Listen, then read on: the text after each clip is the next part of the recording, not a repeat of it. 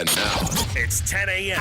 Let's just get down to it. And it's time for your sports fix. Strap yourselves in, folks. From two guys who have covered the teams you're passionate about for years. We are professionals. This is Jake Scott and Ben Anderson on 97.5 The KSL Sports Zone. Jake and Ben, 97.5, the KSL Sports Zone. Jake Scott, Ben Anderson, thank you for making us a part of your Thursday? Yeah. Yes. Last night, sans Jazz basketball. Yeah. And tonight? Trying to claw through Hamilton with an 8-year-old. Okay. So I've got to pause a lot. And I'm hoping I can fit it in. Because you're explaining a lot, or Yeah. because she gets bored, or what? No, not bored, but explaining. Yeah. Like who this is and why this is important. Yeah. Because I do think it's a compelling way to learn a pretty important story in our country's history. Absolutely. Yeah, I love Hamilton. Yeah, So, that was very good. That's we- a fun way to teach. We pause it every 30 seconds. But anyway, the music is good. Yeah, really good. So I'm hoping we've got like 45 minutes left. Okay, you'll get there. So I wanted to get that in before the end of the All-Star break. Yeah, you'll get there. This all was generated because she came home and said, "We're learning about the Constitution." Hamilton. Sit down. Sit on down. Oh, man. But it'll be good to have Jazz basketball back. That is for sure. Now, what version of Jazz basketball we're going to see remains to be seen. But I think most people are, the one thing Mark Cuban said the other day is that hope sells. That's what fans want. Yeah. And that is true. I did not agree with the point Mark was making, but that is definitely a thing. And I think hope in Jazzland is higher now, and this is, the scorching hot take, than it's been in a long time. Like even going back pre-Donovan and Rudy trade. You think this is higher now? Than that last year, certainly. I mean- think, oh yeah, but you said Donovan Rudy trade, not pre-Donovan and Rudy altogether. No, pre-Donovan Okay. and Rudy Yes. trade, as far as hope goes. Because I think the hope was pretty high in 2021. Oh yeah, That- you have the best record in the NBA. That was a team that could get over the hump. And that January, they were steamrolling teams. Like, Yeah. to the point where kind of the national narrative was like, the Jazz were going to the finals. Who are they going to play in the East? They won 21 and 23 or Yeah. something, and they were just raking teams. Obliterating teams. That month or two was certainly huge. Dwayne Wade, I think, had just kind of gotten on board, so there was like some weird national relevance Right. to the team. And then Donovan's first year, certainly, like, how good is this guy going to get was maybe the peak of the last decade. Well, that was funny because that was a turnaround from no hope to hope. Because Jazz fans were pretty crushed by losing Gordon Hayward. It was a rebound. Yeah, and all of a sudden it was like, are they in the middle of the league Yeah. going nowhere Yeah. again? They don't Falling have in love with the first girl after a divorce. Yeah, is they what don't happened. have a guy anymore. He just left Yeah. for Boston. Yep. So that was kind of a funny one because all of a sudden Donovan Mitchell really filled that void, and hope was high. But and don't get me wrong, I'm using the word hope on purpose because I'm not talking about even potential or anything like that. Like nobody's jumping on the old Jake and Ben show and saying, next year, Ben, look out, Thunder. No. Because here come the Jet. But hope is a thing. I mean, Keontae George is turning out to be a guy. Jaren Jackson Jr. trade aside. Yeah. That was something that was not there before the season started. There was already some optimism about next year as of a month ago because of what Keontae George and Lowry were doing. As soon as you took the reins off, let them go. Let's see what they can do. And again, we're not talking about potential. We're talking about the hope, which it does make things more fun. It will be – the hope is what we will ride the rest of the season on Jazz pre-half and post, I tell you. The potential and how does this fit next to this potential lineup next year? I mean, those are now the storylines because I think it's true. I think hope is high. Hope was low in the last year of Rudy and Donovan. We had you and I always remember David James's analogy with the cul-de-sac, right? I mean, there was that feeling of this team cannot get any better. Yep. For, I mean, at least that year, right? What year would that 2022. 2021-22. So I think people the hope trajectory. Yep. All right, math, geometry. Probably geometry. Yeah. Maybe a little physics. Yeah, that's more it. It's more physics. But anyway, that was certainly on the downslide. And then the rebuilds are funny because hope is weird because it's misplaced a lot. Yes. You put that hope in players that are, in your case, the Jared Butlers of the world Right. who have never done a dang thing. Right. And everybody's like, this is the difference between the first round and the Western Conference Finals, I assure you. But the point is, all of a sudden it becomes more palpable, and how does that go? And I think the Jazz, most people would predict, have a playoff roster next year. I still think they've made a mistake with Walker Kessler. Maybe that's a little harsh. I can explain, but as far as not paying him, I don't know how that's going to go. Yeah, because that traditionally. We look at it as, the team can just step in and sell. Well, this is better for us and gives us fun. But the player never thinks that. Right.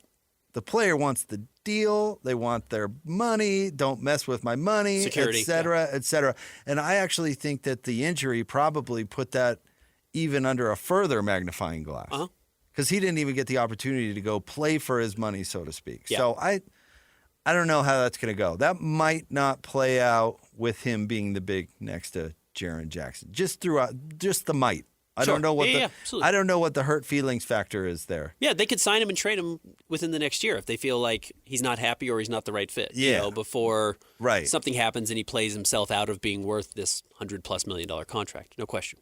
So that's a question mark for me. But I think most people would argue that that's a playoff roster next year. And then all of a sudden you're building on something. You make moves around the edges, and you hope they're the right ones. And then, bang, you're hopefully in that conversation with Oklahoma City. That doesn't seem so far away now as it did even 3 weeks ago. No, it's really unbelievable. And you watch it, and one of the things that so you hit on a couple things there that I think are really interesting. I'll get to hope in a second. But first of all, hope is a good one. Let's start there. Just like the players you think like Taylor Hendricks. It's like Taylor's not on the team anymore, or like Kyle Filipowski has a 30-point, 15-rebound, 6-assist game against Portland. You're like, this guy's coming. That's a guy. Like, this guy is coming along. And now all of a sudden he's the fourth big in the rotation, and there's next to nothing less valuable than being the fourth big in an NBA rotation. It just really doesn't matter that much, especially undersized or tweener fourth big in an NBA rotation. It's generally not that hard to find. They're not that valuable. They end up making minimum, slightly above the minimum contracts for their careers. So those guys, you kind of come and go. Bryce Sensabaugh, all of a sudden, like all this potential as a scorer, and now the team doesn't need scores, and it's like, okay, what value are you? So you bring in Jaren Jackson Jr., who, and we use this term too much, but he's quite literally a game changer. When he's out there, the dynamic of the game changes. The way the opposing team plays is totally different. The way the Jazz play is different. I don't know how much Lowry actually even does that. Like, Lowry happens within the game. I don't know how much he changes the outcome of every game he's in. He may not. He does change the dynamic of where you have to defend, et cetera, but I don't know if he makes you, like, a way better winner. I think what we've seen, it's only been 3 games with Jaren, but, like, he does really change how the game performs, is played, and then the outcome, which I think is a big deal, and it's why I think he's probably already the best player on the team. So in that sense, you invest in all these little guys, these rookies, second-year players, and then someone actually comes in and is a huge difference maker. I get what you're saying, but I think you're way oversimplifying it.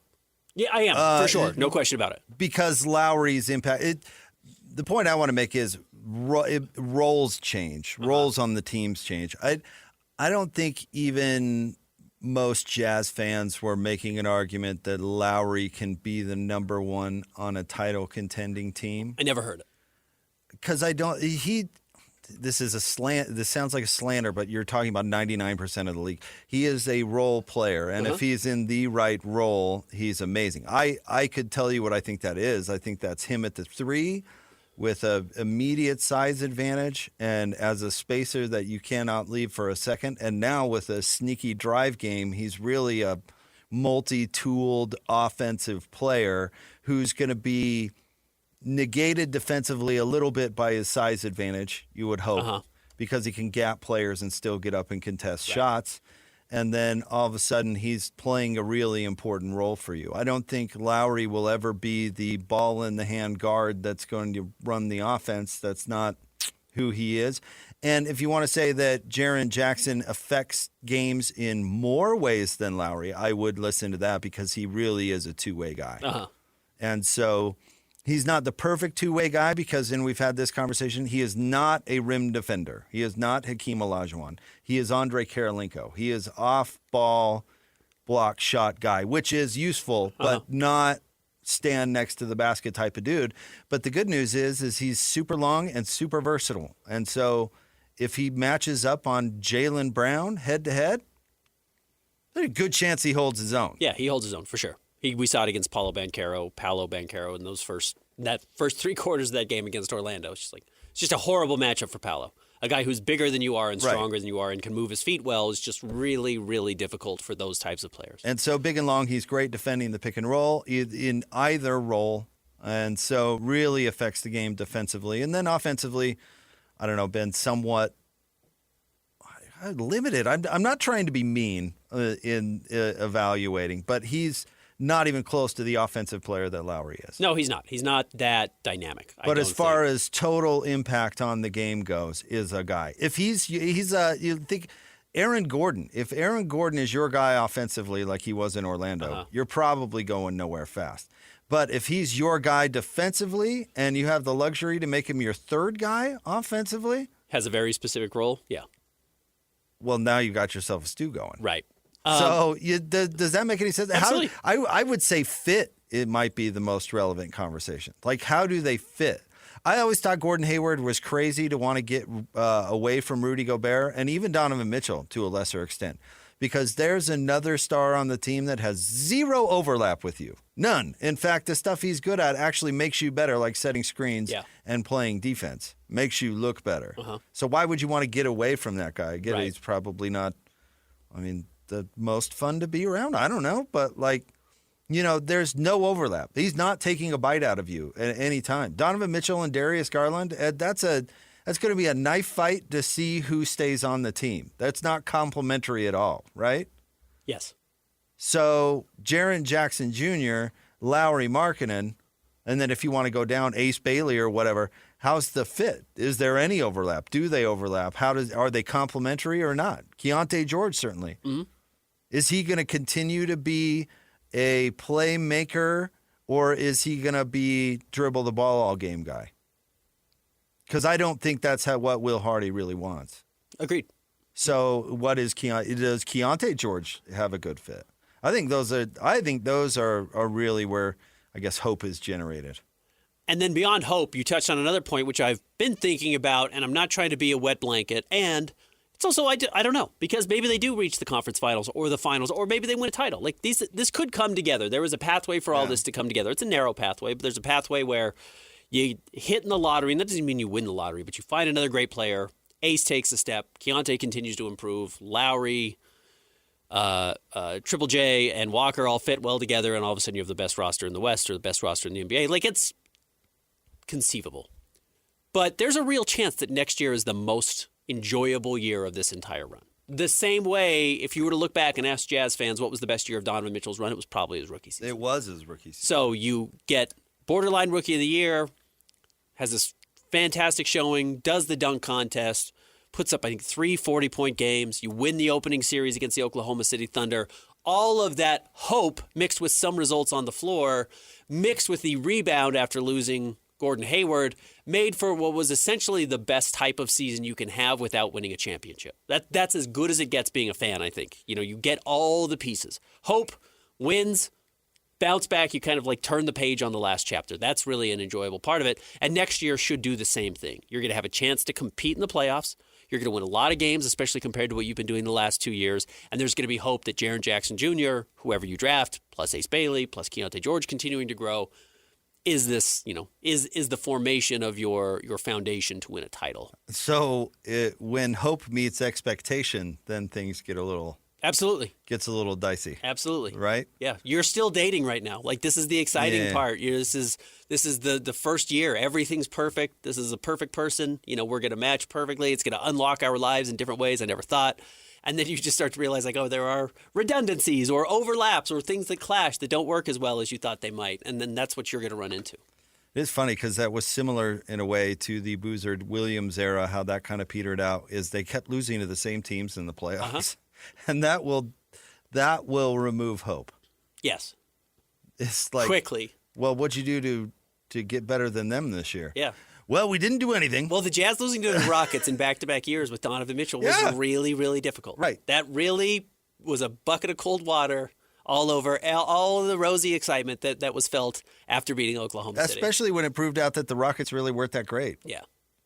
It would have been one thing if it were the Warriors. Or yes, the Shaq Lakers or Tim Duncan Spurs. Even the Lakers team that D. Will and Booz kept losing to, at least they racked in a title in that whole thing. Yeah, right. Yeah, the Rockets being like conference final ceiling, and that's the team you can't get past in the second round or the first round is a punch in the gut. Yeah, that's deflating. Yeah.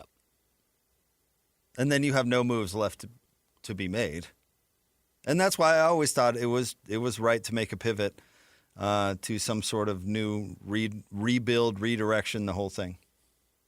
And now that looks to be you're back into the hope / they're going to exceed your expectations no matter what, because it's been a long time losing. It has. 4 years is a long time. They could go like 500 and it'd be like, hey. I mean, if you think about Quinn Snyder's rebuild, because we think Donovan Mitchell and that, whatever, there were 3 years before that. Where he started it was, Dante Exum's first year, I think. Yeah, he did, because they fired Tyrone Corbett late in that season for winning too many games. Yeah, right. And so it was a slow, like they missed the playoffs because the fans booed Darren Williams. That was like a 500 year, right below, around there. Yeah. Right around 500. I mean, it was a slow kind of, but by that point you're like, man, I remember when all these guys were rookies and that really sucked. So this is obviously better, but I think it should be quicker than that. I would guess adding an all-star and already having an all-star, that was an advantage that they had over the previous build. Sure. There's a chance it doesn't. There's a chance, not that it'll take that long. It's not going to take 3 years. There's not patience for 3 years of this team not playing well, but 3 more years, I should say, on top of the last 4. But, yeah, I mean, there is a chance that they don't quite break above 500. Lowry is a vet. So is Jaren. Yeah. Jaren Jackson Jr. is a vet. During that last build, like Derek Favors and Enes Kanter were not vets. Yeah. Gordon Hayward was not a vet. He still looked like a little kid. Right. No, they had to go out and bring in Joe Johnson to get to the playoffs. Like, honestly, as weird as that was, I went back and looked at his season with the Jazz that first year. He was much better than I realized, like, throughout the year. His first game, he had, like, 29 points. He didn't do that a lot, but, like, he came in immediately and did add some, like, established, we're going to make the playoffs belief in that team. Otherwise, it was a bunch of young players. This team comes in with some experience of guys, at least in Jaren Jackson Jr., who expects to make the playoffs. Well, he scratched right where that team itched because that team didn't have a whole lot of offensive bite. Yeah. Gordon Hayward was the leading scorer, and Ronnie Brewer. Yeah. And George Hill, was that the George Hill year? Yeah, I think Favors was right at like 16 points a game. Right. Yeah. I mean, not high. They did not have a really potent, go for score, sure. and he ended up being the perfect fit. I always loved his story because I always wondered, at that point, pretty much no free agent had chosen the Jazz, who had really other options. Mm-hmm. Not no, but I mean, it didn't happen, right? And I'm kind of like, other teams would have wanted him. Why did he end up? And somebody had gotten in his ear about living in Park City, and he loved it. Yeah. He loved it because his commute from wherever he was, I don't know, if Glen Wild or wherever he was, his commute was the exact same as his commute was in Brooklyn before. Like it was like 45 minutes or whatever, except for he was driving like a mile and a half in Brooklyn. And here you could drive out of Mountain Paradise and ended up at the players' facility in the same amount of time. And he loved it. He did. Yeah. Which I always thought, wow, was a cool story. That's good advice. Joe is a good jazz man. Not a long time, but a good guy. Not like the advice Locke gave to Jamil on where to live his first year Not quite. in town. Not quite. No. All right. Stay tuned. Top 3 stories of the day at KSLSports.com coming up next. Jake and Ben, 97.5, the KSL Sports Zone.